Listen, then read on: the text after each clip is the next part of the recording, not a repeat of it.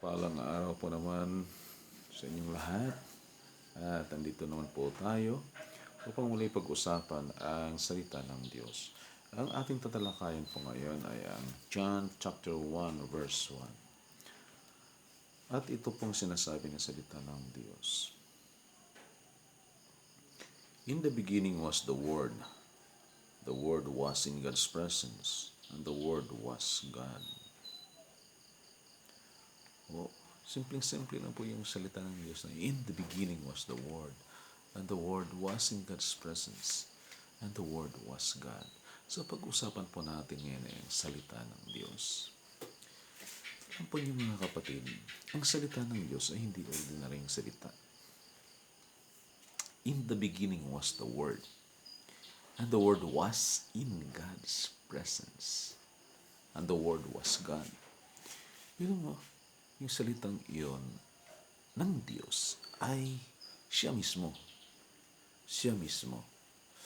Kung ang salita ng Diyos ay siya mismo, therefore, hindi siya pwedeng magsinungaling, di po ba?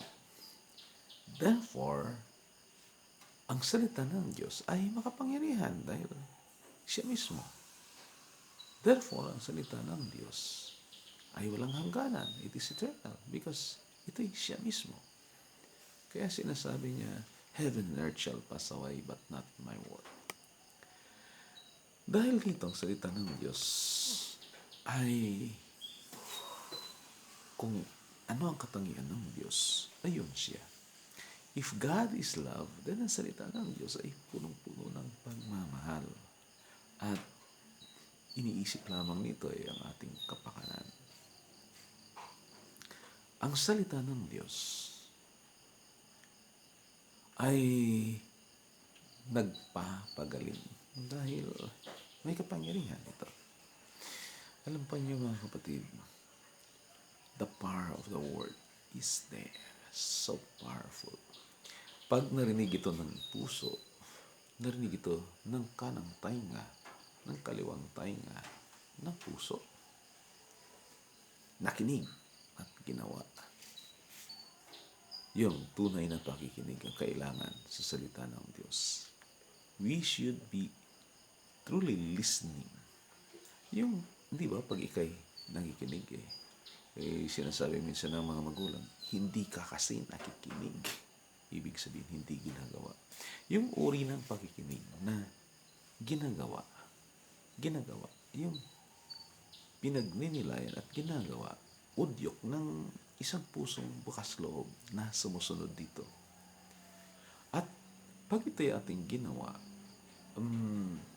mas lalo nating nauunawaan ang salita ng Diyos. Say for example, isang salita, driving. Pag sinabi kong driving, naintindihan niyo ba aking sinasabi? Driving. Hindi, yung nagdadrive ganyan. Sabihin nyo, naintindihan nyo ako.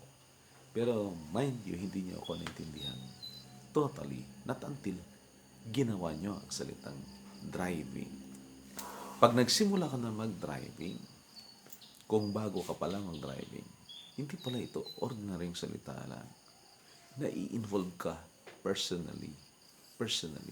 At alam mo, wow, laki pala na aking responsibilidad kung ako ay magdadrive.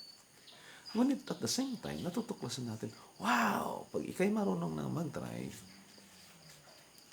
mayroon kang kapangyarihan upang dalhin ang isang bagay sa malayong lugar sa mabilis na paraan. Hindi lamang mabilis, wala ka halos ginagamit na effort.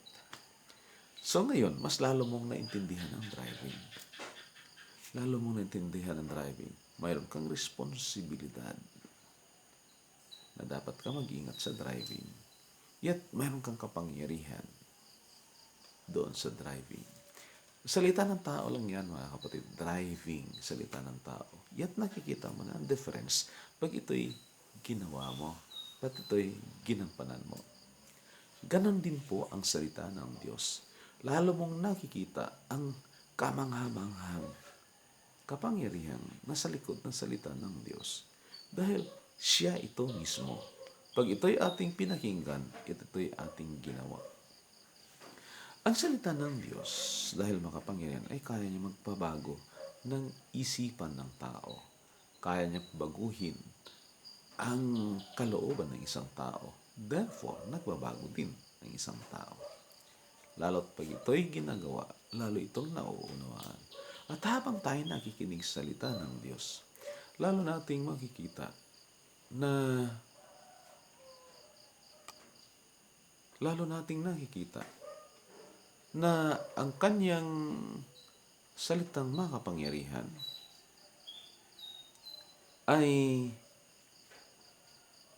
punong-puno ng pagmamahal, punong-puno ng katangian ng Diyos, punong-puno ng pag-ibig, na ang pinaka layunin lamang nito ay upang tayo bigyang liwanag, upang tayo makakita, upang tayo makarinig, upang tayo ay mamangha na totoo nga pala ang sinasabi ng salita ng Diyos.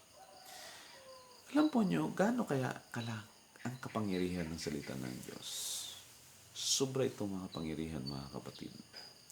Dahil kung binabasa ninyo ang chapter 1 ng Genesis, ang salita ng Diyos ang ginamit niya upang likhain ang lahat ng likha ng Diyos. Sinabi lang niya, let there be light. Ganyan lang. And there was light. Let there be dome in the sky. Ganyan lang. And there was dome in the sky. Let there be. And there was. Biro mo, lahat ng yan likhain ng Diyos sa pamamagitan ng kanyang salita. Do you imagine how powerful the Word of God is? Alam po niyo, pagkukulan na po natin ng pansin ang salitang ito. Bigyan natin ng oras.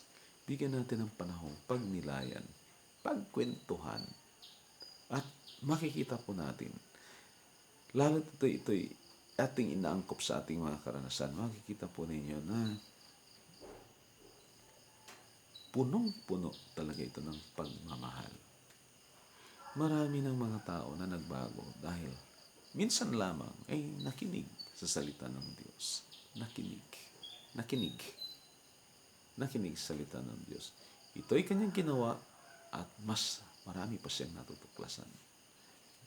So mga kapatid, ito lang po hinihiling ng ating Panginoon. Makinig sa kanyang salita. Ginagamit ang kanang tainga, ginagamit ang kaliwang tainga, ginagawa, at lalo nating nauunawaan ang kanyang ibig sabihin. Mga kapatid, makinig sa salita ng Diyos. Gawin ito at makikita nyo kung ano pa ang kanyang ibig sabihin. So, ito yung ating pagnilayan sa araw na ito. Makinig sa salita ng Diyos. Amen. Ginagawa. Isinasabuhay.